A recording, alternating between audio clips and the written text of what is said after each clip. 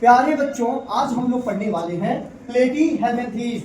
Platyhelminthes एक संघ है जंतु कैटेगरी का, तीसरे नंबर पे आता है। प्लेटी का मतलब होता है चपटा और हेल्मिन्थीज का मतलब होता है कृमि। ऐसे कृमि जिनका शरीर बिल्कुल चपटा होता है। जैसे आपने पत्ता देखा होगा चपटा, किसी भी पौधे का जो पत्ता होता है चपटा होता है, वैसे इनका भी शरीर चपटा है, समझ आया। जिसमें प्लेनेरिया, ठीक है, फैसियोला और टीनिया जिसे टेपवर्म कहा जाता है, इन जीवों का शरीर चपटा होता है। अगर हम प्लेनेरिया की बात करें तो ये तालाब में आपको जल में मिल जाएंगे।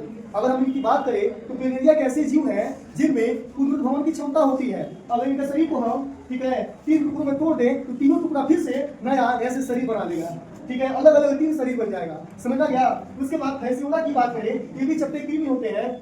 इनमें देखा जाए तो ये इसका मुख्य चूसक या अग्र चूसक यहाँ पे होता है, ये इसका पक्ष चूसक होता है, और यहाँ पर उत्सर्जित पदार्थ जो दिया है वो उत्सर्जन करेगा, उत्सर्जित पदार्थ करने वाला चीज होता है, और यहाँ पे जरा इसका होते हैं, ये चपटे होते हैं। ये हमारी पशुओं के अंदर, ठीक है, लीवर में इंफेक्शन कर देते हैं, जिसके चलते उन पशुओं में छेरा रोग हो जाता है, जिससे लीवर खाने को से पचाता नहीं है और जो गोबर है वो ढीला ढाला शरीर से बाहर निकलता है, जो कि फैसियोला के कारण होता है। ठीक, उसके बाद आएंगे हम, ठीक है, इस जंतु के पास ये भी चपटा है, थोड़ा 1 मीटर लंबा होता है, इसका नाम है टीनिया। इसका शरीर जब हम देखेंगे तो ये इसका माउथ है, ये मुंह वाला हिस्सा है, सर वाला हिस्सा है, सर वाला ये गर्दन है, तो ये पूरा का पूरा लंबा सा धड़ लगभग 1 मीटर लंबा होता है। गर्दन देखेंगे, गर्दन में कोई खंड नहीं होता, खंड यहाँ से शुरू होता है, खंड यहाँ पे बहुत पतले पतले हैं, पतले होते होते आप देखेंगे लास्ट में 1 सेंटीमीटर मोटा हो जाता है। ये खंडों को बोलते हैं अपरिपक्व खंड, और ये खंड मोटे हो गए, परिपक्व हो गए हैं, और ये खंड जो है ग्रेविड खंड है, ये खंड टूटेंगे तो फिर नया ऐसे ही लंबा सा तंतु जैसा टीनिया बन जाएगा। प्रत्येक खंड ऐसे जीव बनाने की क्षमता रखते हैं, टूट के ग्रेविड खंड, ये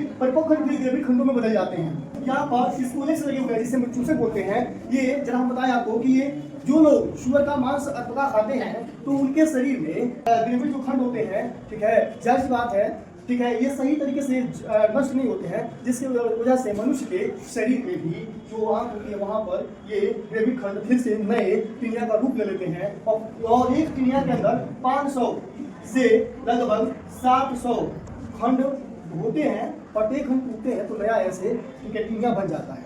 और ये आंत के अंदर जो भी आप खाएंगे पिएंगे और ये आंत की दीवारों से चूस कर अपना भोजन देते हैं, और इस तरह ये लंबे समय तक, ठीक है, अगर हमारी आंत में रह जाए तो ढेर सारी टीनियां पैदा कर देंगे, जिससे आंत में छिद्र या आंत फट सकती है, समझा या। ये शुगर से मनुष्य में ट्रांसफर होते हैं। इसका पहला परजीवी शुगर का बॉडी है, शुगर की आंत, और उसका कोई मांस खाएगा तो ये मनुष्य की बॉडी के अंदर भी चले जाते हैं। इस वजह आप समझ गए, ये दूसरी होते हैं बिल्कुल चपटे, इसे पीता कृमि भी कहते हैं, ठीक है, बिल्कुल चपटे होते हैं। चपटा समझ ना, पत्ता जिस तरह चपटा होता है, लीफ, दूसरे चपटे होते हैं। आई होप आपको ये प्लेटीहेल्मिन्थीज समझ में आया होगा।